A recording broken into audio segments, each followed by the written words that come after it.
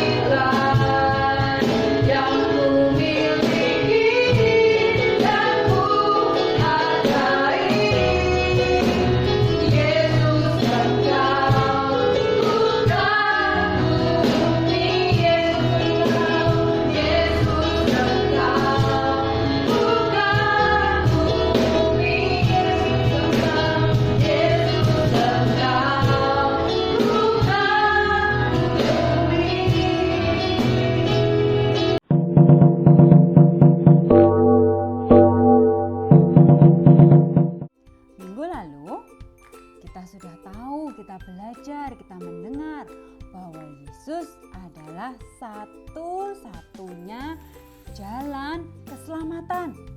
Artinya apa? Artinya hanya di dalam Yesus kita bisa diampuni dosa-dosa kita dan mendapatkan keselamatan. Ya, hanya melalui Yesus saja.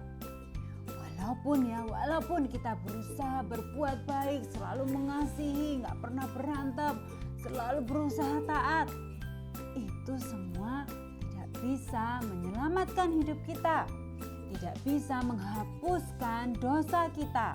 Hanya Yesus satu-satunya yang bisa memberikan keselamatan itu. Nah, kalau kita sudah tahu, maka Roh Kudus akan bekerja menggerakkan hati kita supaya kita berespon kepada kebenaran ini. Kira-kira apa ya respon yang Allah mau? Yuk kita buka bersama ya di Alkitabmu di 1 Yohanes 1 ayat 8 sampai 9. Kita akan baca bersama respon apa sih yang Allah mau untuk kita lakukan ketika kita mendengar bahwa Yesuslah satu-satunya jalan keselamatan. 1 Yohanes 1 ayat 8 sampai 9. Jika kita berkata bahwa kita tidak berdosa, maka kita menipu diri kita sendiri dan kebenaran tidak ada di dalam kita. Ayat ke-9, jika kita mengaku dosa kita, maka Ia, yaitu Allah, adalah setia dan adil, sehingga Ia akan mengampuni segala dosa kita dan menyucikan kita dari segala kejahatan. Rupanya ini yang Allah mau. Baca bersama ya. Allah mau supaya kita mengakui dosa-dosa kita di hadapan Allah. Allah mau supaya kita mengakui bahwa ya Tuhan, benar, aku ini adalah manusia berdosa. Allah mau kita mengakui bahwa yes, hanya Engkaulah Yesus satu-satunya juru selamat yang bisa menyelamatkan aku dan mengampuni segala dosa-dosaku. Allah berjanji ketika kita mengaku dosa kita, maka Allah setia dan adil dan Ia akan mengampuni segala dosa kita dan bahkan menyucikan kita, membersihkan kita dari segala kejahatan. Ini janji Allah, yaitu ketika kita mengaku dosa, maka Allah akan mengampuni. Sekarang kita akan mendengar sebuah cerita yang indah tentang bagaimana Allah mengampuni orang yang seharusnya sama sekali nggak layak loh untuk menerima pengampunan. Tapi Allah berjanji dan Ia akan menepati. Kisah ini diambil dari kitab Yohanes. Yohanes ke-8 ayat 2 sampai 3. Kita baca bersama ya. Buka Alkitabmu dulu, Yohanes 8 ayat yang kedua. Pagi-pagi benar, Ia, yaitu Yesus, berada lagi di bait Allah, di rumah Allah, dan seluruh rakyat datang kepadanya. Ia duduk dan mengajar mereka. Ayat yang ketiga, maka ahli-ahli Taurat dan orang-orang Farisi membawa kepada Yesus seorang perempuan yang kedapatan berbuat zina. Jadi rupanya hari itu sejak pagi Yesus sudah mengajar di bait Allah. Datang juga para ahli Taurat dan orang Farisi. Tapi sepertinya di ayat 3 diceritakan mereka datang bukan untuk mendengar Yesus mengajar, tapi mereka membawa seorang perempuan yang berdosa. Untuk apa? Untuk dihakimi. Di situ sedang ada banyak orang dan para ahli Taurat ingin supaya perempuan yang berdosa ini dihakimi di hadapan Yesus dan di hadapan semua orang yang ada di tempat. Lanjutkan ya, Yohanes 8 ayat 4 sampai 5. Ayat 4. Mereka, yaitu orang-orang Farisi itu, menempatkan perempuan yang berdosa itu di tengah-tengah. Lalu berkata kepada Yesus, Rabi, perempuan ini tertangkap basah ketika ia sedang berbuat zina. Ayat yang kelima. Musa dalam hukum Taurat memerintahkan kita untuk melempari perempuan-perempuan yang demikian. Apakah pendapatmu tentang hal itu? Jadi rupanya perempuan ini tertangkap basah bahwa ia sedang berbuat zina. Berbuat zina adalah perbuatan yang tidak pantas untuk dilakukan karena itu artinya ia sedang berbuat tidak setia kepada pasangannya. Atau dia sedang memperlakukan orang yang bukan suaminya tapi diperlakukan seperti suaminya sendiri. Hal itu adalah hal yang kotor, jahat, dan tidak pantas untuk dilakukan. Dan rupanya orang-orang Farisi itu tahu, menurut hukum Musa, apa hukumannya? Ya, harus dilempari dengan batu. Kamu bisa bayangkan ya, perempuan itu dalam keadaan yang sudah tidak punya harapan. Hidupnya penuh dengan dosa. Dia jahat, dia kotor, dia melakukan perbuatan yang tidak seharusnya dilakukan. Tidak ada harapan lagi untuk dia. Dia tahu hari itu dia pantas dihukum. Dia pantas mendapatkan hukuman yang sudah ditetapkan, yaitu dilempari batu sampai mati. Dia tahu, dia sangat tahu dia pantas dihukum. Apalagi dia ditangkap ketika dia sedang berbuat jahat. Tidak ada cara dia bisa melarikan diri. Dia pantas dihukum dan dia pasti dihukum. Tahukah kamu bahwa sebetulnya keadaan kita, keadaan kamu dan saya sama seperti keadaan perempuan itu. Kita ini berdosa, kita ini kotor, kita ini jahat. Tidak ada sesuatu pun yang baik di dalam diri manusia yang berdosa. Dan bahkan kita ini layak menerima hukuman. Alkitab mencatat di Roma 6 ayat 23, sebab upah dosa ialah maut. Pasti kalau kita berdosa, kita pasti menerima hukuman itu. Pasti. Sama seperti perempuan tadi, kita ini tidak punya harapan lagi. Kita ini jahat, berdosa, dan sudah sepantasnya menerima hukuman dari dosa-dosa kita. Kita baca lagi ya, apa ya yang kemudian terjadi? Apa ya yang Yesus lakukan? Kita buka lagi ya, kita kembali ke Yohanes 8 ayat yang ke-7. Dan ketika mereka terus-menerus bertanya kepadanya, jadi rupanya mereka semakin mendesak Yesus ya, ayo Yesus lakukan sesuatu.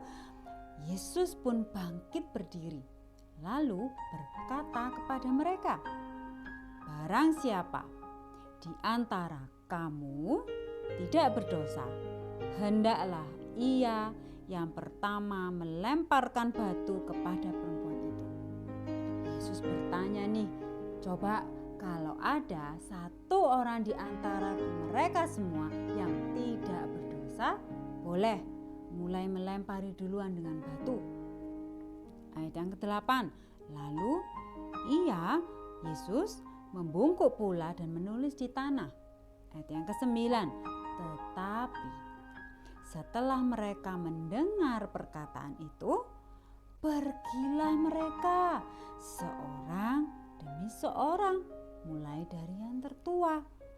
Akhirnya tinggallah Yesus seorang diri dengan perempuan itu yang tetap di tempatnya. Yesus bertanya, barang siapa nih yang gak berdosa, boleh melempari dulu dengan batu. Hari itu Yesus sedang mengingatkan, menegaskan bahwa sebetulnya semua orang, semua tanpa terkecuali adalah manusia yang berdosa. Tidak peduli mau kaya, mau miskin, mau pintar, nggak pintar, apapun keadaan kita, status kita, kita semua adalah manusia berdosa yang layak menerima hukuman atas dosa-dosa kita.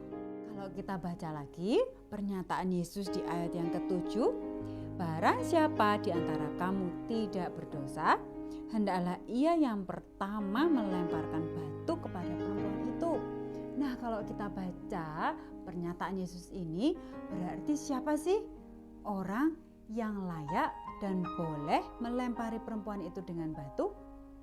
Ya, hanya Yesus yang layak, karena hanya Yesus yang tidak berdosa. Yesus boleh loh, Yesus berhak loh melempari dia dengan batu. Tapi yuk kita lihat lagi apa yang Yesus lakukan. Ayat yang ke-10. Lalu Yesus bangkit berdiri dan berkata kepadanya, "Hai perempuan, di manakah mereka? Tidak adakah seorang yang menghukum engkau?" Ayat yang ke-11. Jawabnya, "Tidak ada, Tuhan." Lalu kata Yesus, "Aku pun tidak menghukum engkau. Pergilah dan jangan berbuat dosa lagi mulai dari sekarang." Rupanya Yesus tidak melempari dia dengan batu, tapi justru Yesus mengampuni dia. Ya, hari itu waktu perempuan itu dibawa kepada Yesus untuk dihakimi, dalam hatinya mungkin dia begitu sedih, hatinya hancur. Dia mengakui, "Aku ini memang layak dihukum. Aku ini memang berdosa. Aku ini memang jahat. Aku ini kotor sekali. Aku ini tidak punya harapan untuk hidup lagi. Sepanjang hidupku aku ini salah, aku ini dosa. Hukum aku ini pantas untuk dihukum." Tapi apa yang Yesus lakukan? Ketika Yesus melihat perempuan itu, Yesus mengampuninya. Yesus mengasihi dia. Ya, inilah Allah kita. Yesus suka mengampuni. Hal yang sama juga ketika kita anak-anaknya datang kepada dia, mengakui kita ini berdosa, kita ini memerlukan pengampunan Yesus, maka ini yang Yesus lakukan. Yesus mengampuni. Yesus suka sekali mengampuni. Hari ini Yesus mau mengampuni kamu dan saya. Bisakah kamu bayangkan betapa leganya perempuan itu? Dia gak jadi dihukum, dia gak jadi mati.